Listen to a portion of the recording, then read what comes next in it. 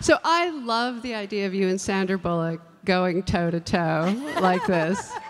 And so the whole premise of this is that she's the super uptight FBI person, and you're the one who's crazy and wild and impulsive, and somewhere you're going to meet and get on the same side. So explain that. It's a wonderful dynamic. It's a great dynamic. I mean, I love a buddy cop movie. There's something about it is a relationship that becomes so close, and there's something so. It was so fun to just say horrible things to Sandy. She's super nice. She's great. Like, she's so loved by everyone that meeting her and being like, okay, so I'm just going to start saying awful things to you now. And you're Sandra Bullock, and I'll just get over it. And it took us 2.5 seconds to click. And I don't know, I think there was just the right, there was so much funny stuff in that movie, and I think I just absolutely fell in love with her right away, and I think you felt that relationship in the movie, and I think we were kind of really truly becoming friends in that, and I think it kind of shows up on screen because I am just crazy about her, and it was so fun to shoot that. And there are my kids. I have 2 girls that have not seen 92% of what I do for the reasons we just saw. But it is like, I don't know, there was something just so amazing about it and freeing about that. And that what's insane is that Paul Feig, as I'm literally running out of, I can't say more F-bombs.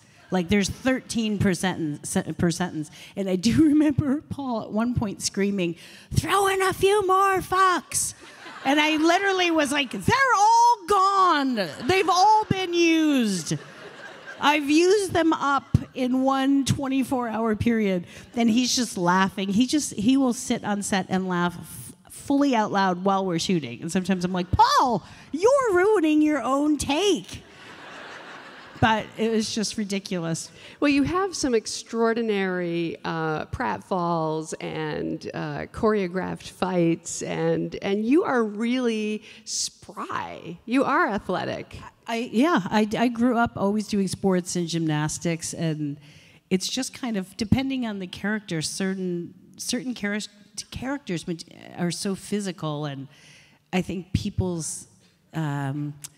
the particular way people move, and certain people are laid back, but boy, if you're, especially in the heat, she just was punch first, threaten first, and talk about it later. And there's something really enjoyable about getting into that rhythm, because I'm not like that in real life. So you get to play it, and it is a bit cathartic when you just simply, Mike McDonald, at one point I throw a phone book at his face, and we went back and forth, and there was a foam one, and then there was a real one that we'd take, and I've known Michael forever, also from the Groundlings, and I came in, and he said, well, just use the real one and just throw it. It's hard, let's just throw it. Don't throw the foam one, it's gonna look fake. So I came in, and I whipped that thing at him, and it a billion times, it couldn't happen again. The thing just shot like a rocket. We finished the whole scene. It's the one in the movie. Mike was blacking out. He couldn't see anything. He was just sitting there it didn't technically break, but he was like, I couldn't see anything. It had all gone black, sparkles. And I thought, if he's still conscious, just finish this scene, because I can't stop it. And then we left, and which gave him great joy. I came running in after we cut to see if he was okay. I slipped on said phone book, fell, and came up and landed on my head. And he was like, I'm so glad that happened. Have you ever really hurt yourself in any of these things? Oh, yeah. Yeah.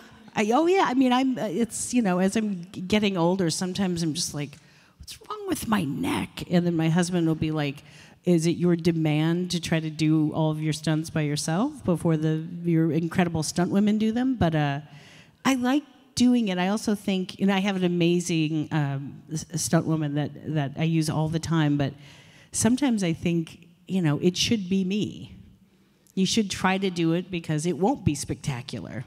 It will look like, a 40-year-old woman tumbling down the stairs. And there's a certain... it's not glamorous, but I do think sometimes for the audience that it's like, like when you really know it's the character and it's the actor doing it, you're just like, oh God. I'm starting to get away from that because I would like to keep all my parts. But there's a thing in that movie that I love too. It's a kind of feminist energy of the two women against the world. That really is plays. It's a male-dominated profession for sure, and you see it in there that you're just, you're kind of in the boys' crowd, and it's two women that have not had that camaraderie with another woman in their careers, and I love that at the end that you can always, like, you're never too old. It's like you're never too set in your ways. You can always kind of find someone to truly be a good friend, and it always means something. So Spy, another one of my favorites, involves you being really smart. You're the brains behind the Jude Law spy that's out and about, and then they put you in the field, and you get to show yourself. And it's sort of a makeover thing, too. It is. And I mean, that film, I am a hair, makeup, and costume fan.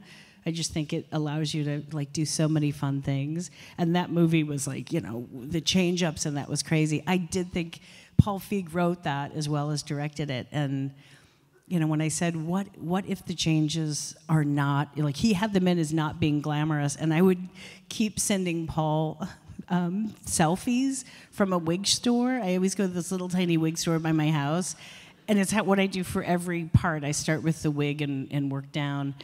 And I sent him that short, gray, curly wig, and he was like, that's what you're wanting to wear? And I was like, oh, yeah. I think it's just terrible. And he goes, well, it is. And then we were kind of off to the races, and I thought it was such a funny thing to...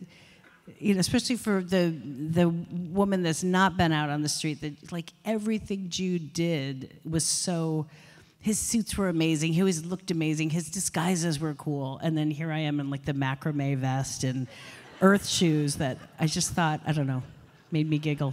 And then you got glam too. You did. He had his way. I did get glam. And you got it. But what was great was that you also came into your own as a professional woman, and really, it was a very gratifying thing. Because sometimes you're playing dumb characters. This time you were really smart, and it was about that. And I think some characters aren't as savvy, and I think sometimes it's interesting to think. Are you not as smart, or is it that thing with, I think with all people, sometimes women that aren't, they gotta play dumb. They play dumb to get along. And I think that's always an interesting thing. And if you can show that and also poke through it to be like, she's smarter than she's letting on, that's something that I'm always very interested in. I think you're not just what you show on the surface. That's the fun of playing characters. Everybody has their things that they do. We all do. Are you too nice? Are you too self-serving? Are you rude before somebody can be rude to you? All these self-preservation defense mechanisms it's something I'm always really interested in characters. So what kinds of scripts get sent to you that you don't want to do, and how many are they getting better? I mean, you're at the top of your profession, so you're getting the best that there is. But I often wonder if you get as much of because you're producing now. Yeah. There's usually a reason why people want to produce.